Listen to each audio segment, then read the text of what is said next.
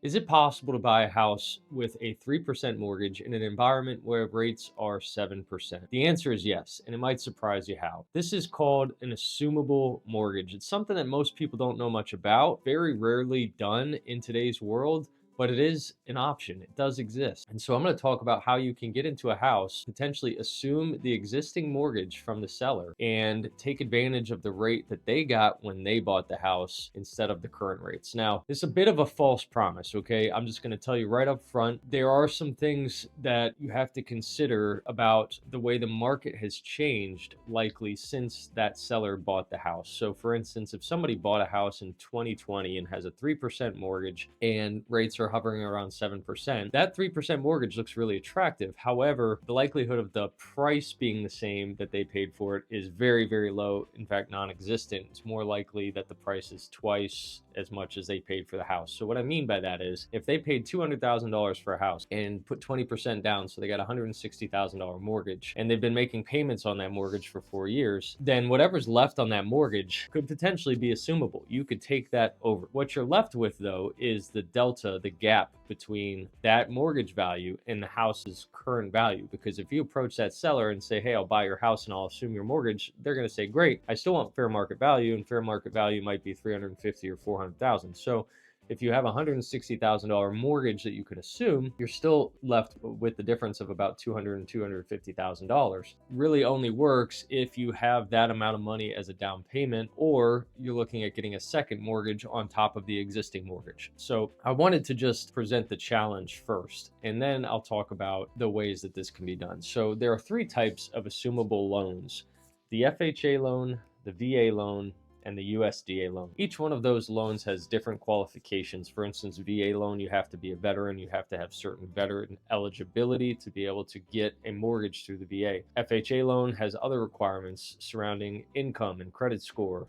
USDA loan is more location specific. Certain properties qualify for USDA financing, which is 0% down financing. It's a great loan product, but these properties are outside of city limits most often and are on the outskirts of town in more rural areas. That's why they're backed by the USDA. So those are the three types of mortgages that are assumable. It's important to point out, though, that just because a homeowner got, let's say, a VA loan when they bought the house, it's assumable to anyone, whether that person is a veteran or not. Okay, so anybody can assume that loan. In other words, take it over and continue to make payments, of course, with the lender's blessing. All of this has to be done with the lender's blessing, whoever holds that existing mortgage. And you have to get qualified through that mortgage lender the same way that you would get qualified for a new mortgage. So that goes without saying. The challenge with the VA loan for the seller is that if they let somebody who's not a veteran assume that loan, then they don't get their VA eligibility back to be able to buy another house. So let's say a veteran has $200,000 of eligibility. It acts like a ledger, more or less, a certificate. So if they take a $160,000 mortgage, then they're going to have $40,000 in eligibility remaining. And in order to get that $160,000 in eligibility back, they have to pay down that mortgage, or it has to be assumed by another veteran who's canceling out that existing veteran's eligibility. If it's assumed by a non-veteran, they don't get that eligibility back. So in that case, a veteran might not be interested in letting somebody assume their loan unless it's a veteran that can help them get their eligibility back. FHA loans, a little bit different.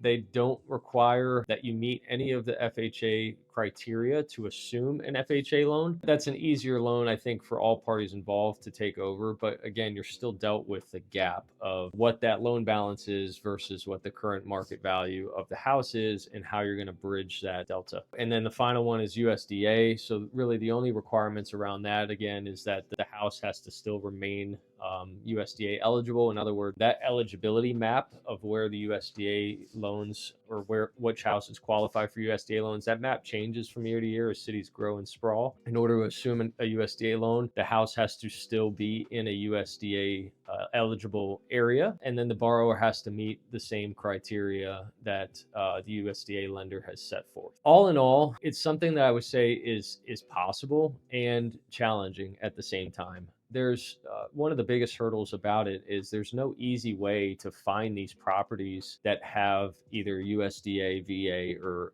FHA loans on them. There's no central database that we can look through to say, You know, I only want to see properties that currently have an FHA assumable mortgage on them or VA assumable mortgage on them. So it's really a game of hunting and looking, asking a lot of questions, doing a lot of legwork for either you or your agent to look at and evaluate any potential property and figure out whether those properties have assumable mortgages on them. But if you find one that has an assumable mortgage, it can be a way to minimize your mortgage payment, because if you have a $400,000 house that you want to buy and it has a $150,000 mortgage on it that's assumable with a very low interest rate, then you know, that portion of the mortgage is going to cost you less than if you got the full mortgage. Let's say 400,000, 20%, that's 80,000 down. So your mortgage is about 320,000. So if 150,000 of that 320,000 is at 3% versus 7%, then from a monthly payment basis, even though you're going to have two mortgages, your total payment is likely to be much less because half of your mortgage is being billed at a lower interest rate. So it is a way that's possible to save on your monthly payment.